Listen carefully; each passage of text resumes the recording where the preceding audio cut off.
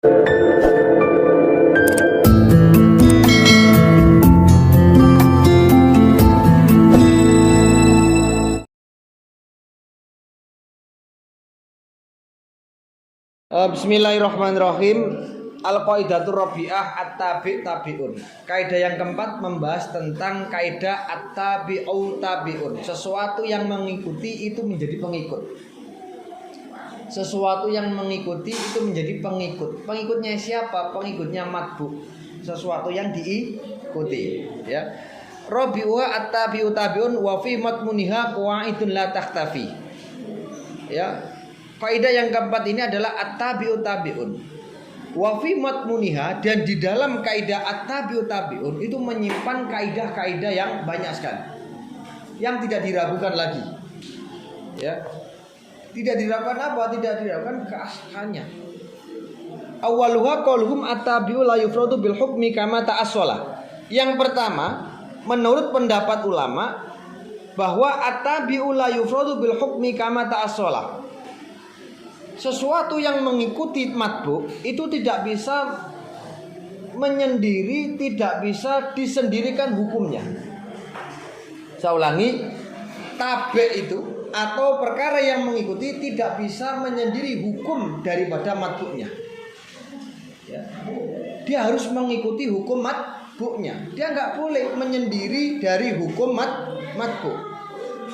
Wa min furu'iha alhamlu yadkhulu fi bai'il tab'an laha fala yufradu bil bai'. Dalam masalah hukum jual beli, maka tabe ini harus mengikuti transaksi jual beli matbu'nya.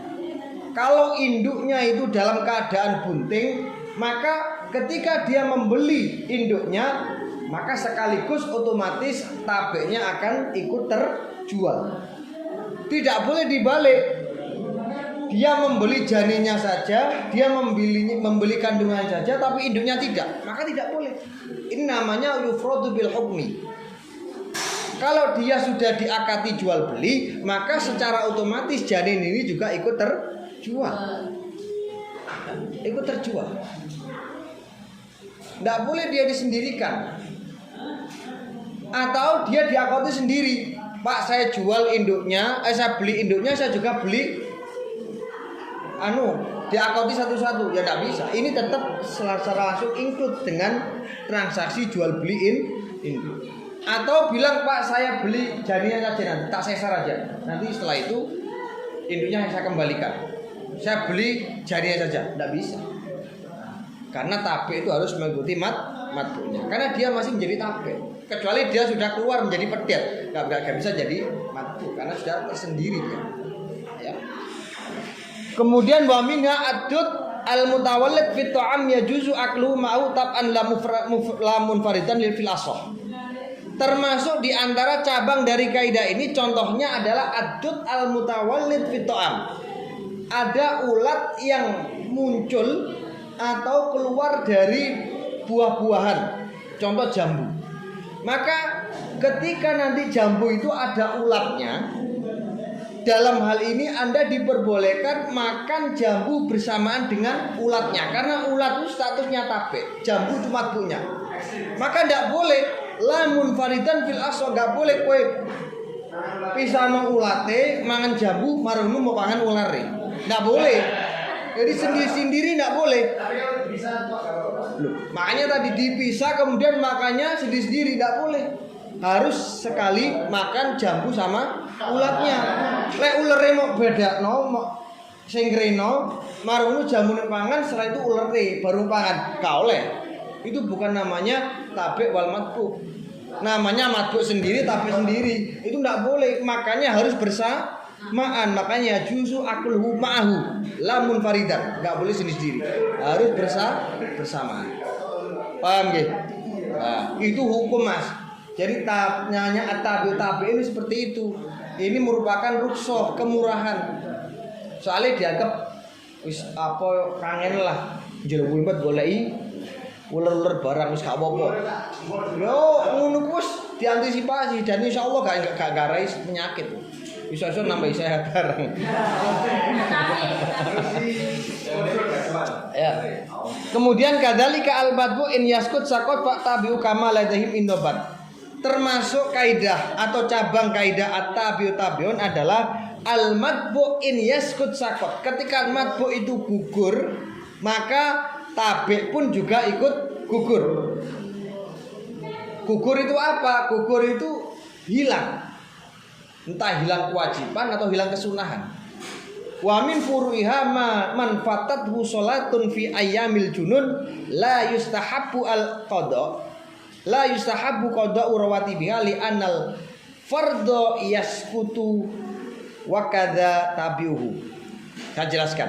Termasuk contoh daripada al-madbu in yaskut sakot tabi'uhu adalah orang yang sudah tertinggal sholatnya atau orang yang meninggalkan sholatnya dikarenakan dia gila fi ayyamil junun, maka la yustahabbu qada'u rawatibiha, maka dia tidak disunahkan untuk mengqadha salat sunnah rawatibnya. Karena sunnah itu adalah tabi', fardu adalah matbu'nya. Karena fardunya sudah gugur, karena fardunya tidak wajib diqadha, maka sunnahnya pun juga tidak wajib diqadha. Paham ya? Itu adalah contoh dari kaidah al-matbu' in yaskut sakot tabi'u. Kemudian wastusniyal tahjil fi nahwil yad kadzalik al-ghurrah fil mu'tamad. Dalam setiap kaidah itu pasti ada istilah mustasnayat atau pengecualian, sehingga dia tidak masuk hukum dalam kaidah tersebut. Contoh tentang at-tahjil fi nahwil yad. Tahu enggak at-tahjil? Tahjil dan hurrah. Kalau tahjil itu adalah memperpanjang basuhan tangan dan kaki. Kalau hurrah itu memperpanjang basuhan wajah. Fa innahu yustahabbu ghusluhu idza qata'a mahallul fardi binaan alal qauli bi annahu tabi'un. Kalau kita membasuh tangan itu disunahkan sampai di atas siku. Kalau kita membasuh kaki itu disunahkan sampai lutut. Tapi mahalul fardinya, tempat wajibnya dibasuh itu adalah sampai mata kaki. Tapi disunahkan tahjil. Tahjil itu memperpanjang basuhan. Kalau kaki sampai lutut, kalau tangan sampai lengan atas. Ya. Ketika nanti mahalul fardinya, ketika tempat wajibnya dibasuh itu terpotong, tidak ada, maka disunahkan untuk membasuh atau mengusap sisa dari potongan tersebut. Membasuh lengan atas ini, membasuh tahjilnya tadi, panjangannya tadi, yaitu di bawah bau dia. Karena ini tahjil. Padahal kaidahnya kan kalau aslunnya atau matbuknya itu hilang, maka tabi'nya harus gugur kan, hilang juga. Maka di sini ada pengecualian. Kalau ini sudah tidak ada, maka ini tetap. Berarti ini kan pengecualian. Padahal seharusnya kalau ini hilang, ini harus juga hilang. Artinya gugur, tidak dibasuh. Tapi ini sebuah pengecualian. Al-hurrah juga begitu. Al-hurrah juga sama kasusnya. Idza ta'adzara ghuslul wajhi istahabbu al-ityan biha fil mu'tamad. Termasuk hurrah juga. Ketika membasuh wajah itu udzur. Mungkin wajahnya mari disiram banyu panas. Ya. Kan dia udzur untuk dibasuh. Dalam hal ini tetap al-hurrah itu disunahkan dengan membasuh lehernya. Karena wajah itu disunahkan memperpanjang basuhannya sampai leher. Lehernya tetap dibasuh. Ya. Ini sebuah pengecualian. Kemudian wal far'u fi ma qa'adu yaskutu in yaskutil aslu kama qaddabatu. Termasuk cabang dari kaidah ini bahwa ketika far'un atau cabang itu gugur, ya, atau begini, in yaskutil aslu yaskutu al far'u. Ketika hukum asal atau pokoknya itu gugur, maka cabangnya pun dianggap gugur. Ya. Kalau pohonnya itu gugur, maka rantingnya juga gugur, kan begitu kan ya? Nah, kalau pohonnya mati, otomatis rantingnya mati, nggak mungkin enggak. Inda Ibni Hajar fit Tuhfa wal Fathi khilafan li Ibni Rif'ah wa Said As-Samhudi wa ghairima. Wa min furu'iha idza bari'a al-asl bari'a ad-dhamin li'annahu far'u bi khilafil aksi. Seperti yang disampaikan dalam makalah, termasuk contoh dalam kaidah ini adalah seorang penanggung dengan yang ditanggung. Orang yang menanggung itu statusnya adalah far'un, sedangkan yang ditanggung itu adalah aslunnya. Karena hukum asalnya kan yang ditanggung, domin dan matmun. Ketika nanti orang yang ditanggung itu sudah bebas, maka orang yang menanggung pun itu juga bebas. Contoh, saya menanggung hutangnya Amir. Ya, saya menanggung hutangnya Amir kepada Budi. Berapa? 1.000 dah saya tanggung hutangnya Amir. Lah, pada saat Budi saya tanya, gimana, sudah selesai kan tanggungannya Amir? Lo belum, ternyata belum dikasih saya. Maka dia belum bebas.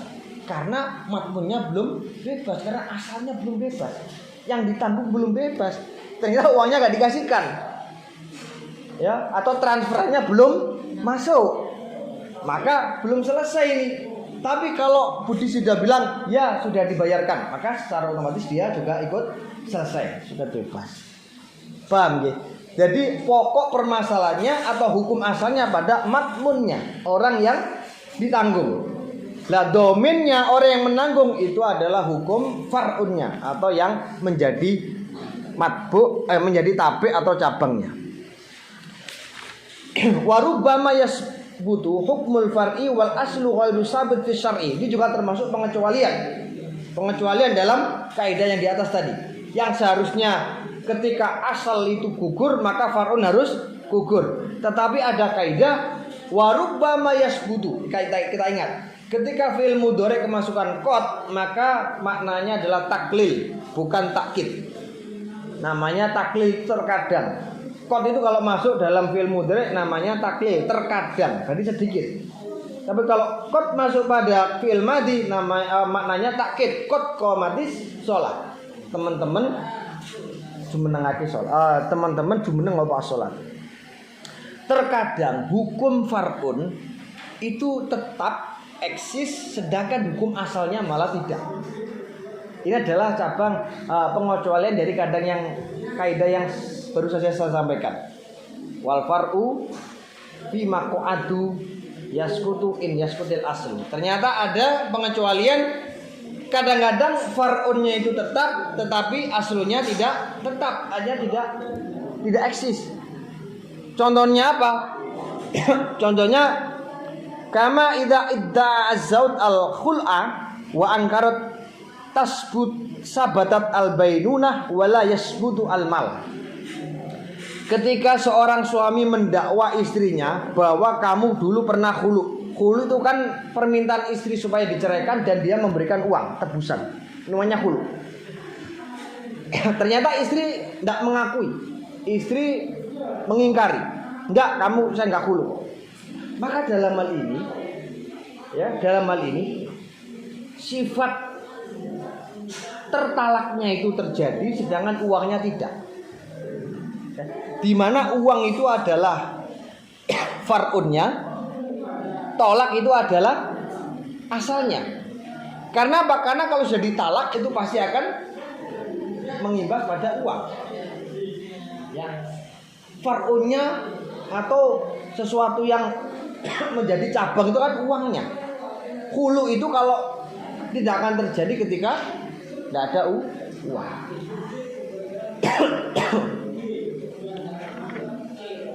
Tadi yang tidak tetap itu apa? Yang tidak tetap itu adalah aslunya. Jadi asalnya. Mohon maaf, saya ralat. Aslunya itu adalah uang. Kenapa? Karena apa? Khulu itu ketika tidak ada imbalan, maka tidak akan terjadi talak. Iya kan? Sehingga uang itu menjadi asal, talak itu menjadi far'unnya. Lah kadang-kadang far'unnya itu tetap, asalnya tidak tetap. Karena tadi adanya pengingkaran dari seorang istri. Karena hulu itu pangkalnya itu alanya di uang tebusan itu. Karena gak mungkin kan suami itu langsung mau. Ada hulu itu permintaan cerai dari istri dengan adanya penebusan.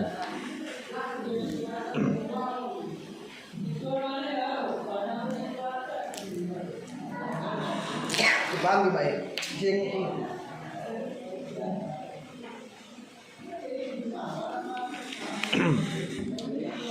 ini juga penting ini. Ya.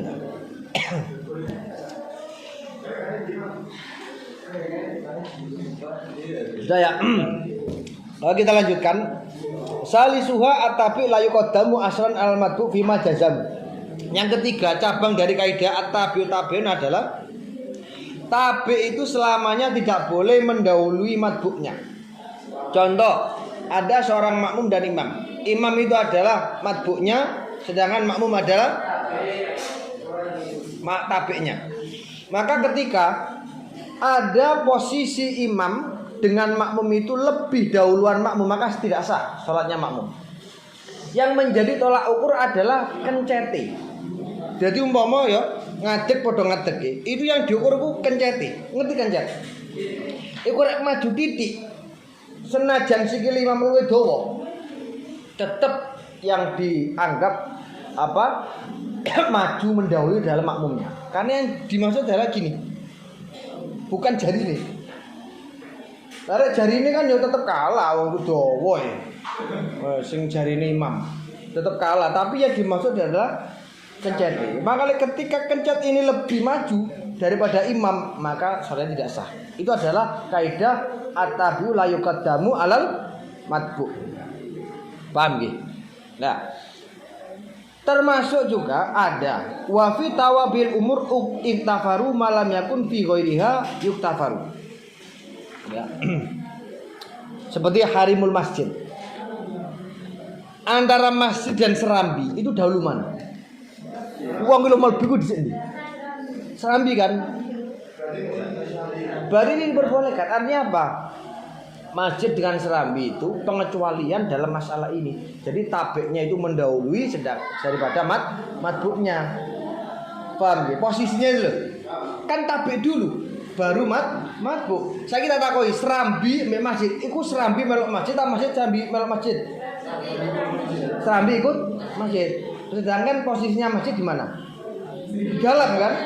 Loh, gitu loh maksudnya. Itu adalah pengecualian dari tadi at-tabi la yuqaddimu yaqaddamu alal madbu. Iya toh? Dhisik endi antara masjid sampai harim? Jadi harim dulu kan? Dulu harim dulu kan? Ya toh? Kan dia mendahului posisinya. Oke, harimul masjid laisa lahu hukmul masjid fi hurmatil lubsi fil junub. Ya. Dan harim itu adalah tabek. Ada yang mengatakan nanti dalam bab yang selanjutnya harim itu ada yang mengatakan dihukumi masjid. Jadi kalau harim itu dihukumi masjid, maka perempuan itu nggak boleh yang sedang mens duduk di situ. Untuk ada pendapat yang lain seperti ini.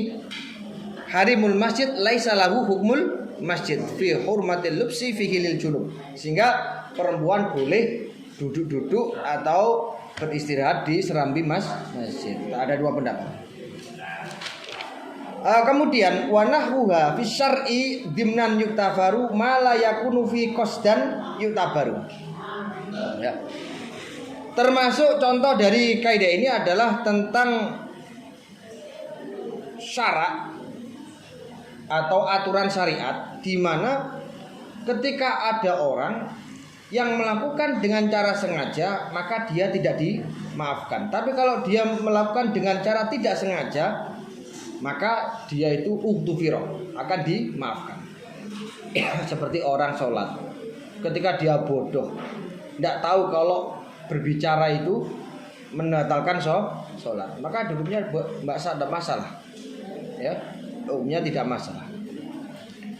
Seperti lausomu bisa dati wahidin salasina walam yarau al hilal aftaru fil asah. Seandainya ada perkampungan, orang kampung itu berpuasa dengan persaksian satu orang, dia puasa 30. Ya, lausomu salasina bisyahadati wahidatin, dia puasa 30 hari dengan dengan dalil persaksian satu orang. Ngerti persaksian? Persaksian, oh ikmali sempurna puasanya 30 hari. Kemudian wayarau al-hilal. Dan ternyata orang kampung itu tidak melihat hilal, maka aftaru fil asoh, maka orang ini nanti wajib mokel. Paham ya? Jadi wong Yumang ternyata ngerti. Ya, ngerti. Maka nanti harus mokel. Terus farubama qulu bil asna utufiro malaysa fi awali muktafaro. Wali awalil ukut akadu bima lahul akhir la yuakad. Ini ngene contohnya. Kanikahil muhrim la yasihu wa tasihu ruj'atuhu. Nikahnya orang muhrim itu kan tidak sah. Tetapi ketika dia itu sudah cerai, rujuk itu diperbolehkan. Lah, antara nikah dan rujuk itu di sini. Nikah kan berarti rujuk itu statusnya tabe. Ya toh? Kemudian yang nikah itu matbu. Orang muhrim itu ketika dia nikah sah apa enggak? Enggak sah kan? Tapi kalau rujuk boleh. Itu pengecualian. Kan kudune matbu ya melo tabe harus mengikuti. Tapi kan ini tidak. Ya. Jadi seharusnya rujuk juga nggak boleh karena rujuk itu termasuk bagian daripada nikah. Terus yang terakhir ya, wa li awalil uqud kaman tazawwaja amatan bi syartihi tsumma aisara lam yanfasih nikahuha. Ini juga termasuk pengecualian. Orang itu tidak akan boleh dan tidak sah menikah dengan seorang budak kecuali memiliki dua syarat. Dia nggak punya biaya untuk mahar. Yang kedua, dia sudah takut melakukan zina. Ya. Tapi ketika syarat ini terpenuhi maka dia boleh. Dia melarat. Oke, melarat. Dia khawatir zina. Oke. Akhirnya dia nikah aman. Boleh kan? Tapi ketika sudah menjalani rumah tangga 1 tahun, 2 tahun, ternyata dia kaya. Maka di sini tetap nikahnya sah. Lam yanfasih nikahuha. Padahal syaratnya kan nggak boleh. Dia harus melarat kan? Tapi karena awalnya sudah melarat dan sah, di tengah-tengah perjalanan nikahnya tetap diperbolehkan dan sah. Ini yang namanya pengecualian dari keadaan ini. Seharusnya dia harus mengikuti pada hukum asalnya yang tidak boleh dan tidak sah. Tapi karena sudah dilakukan dan ini sudah di tengah-tengah perjalanan nikah itu menjadi kaya, yang syaratnya di awal itu tidak akan sah kalau dia kaya. Tapi ini sudah dijalani karena awal dari akad itu sudah terpenuhi dan dia kayanya setelah menikah, maka hukumnya tidak nikahnya tidak masalah, artinya nikahnya itu tidak rusak dan tetap sah sampai seterusnya. Paham? Itu adalah cabang dari kaidah ini. Masih ada yang muskil? Ada yang masih bingung? Lu ngono kalau bingung itu sapa sing bingung no.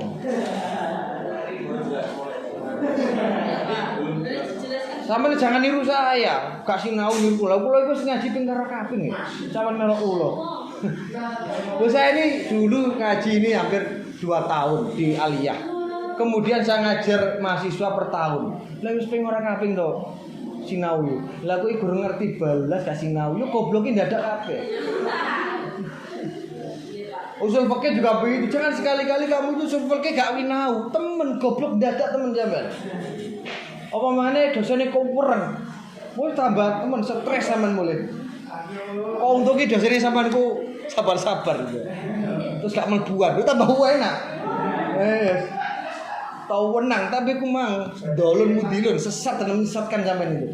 Akhirnya apa gak ngerti belas. Ngene takoki kok apa ujian kok gak sing masuk makalmu aja ini makalah gawenan tok kabeh kok. Iso karo. Mane wis apa? Solusi niku sinau dhewe. Ngregakno takok sing paham itu. Itu salah dari awal itu. Gitu ya. Saya itu senang ketika ada mahasiswa itu transparan, Pak saya belum bisa Pak, saya nyari di Google nggak ketemu.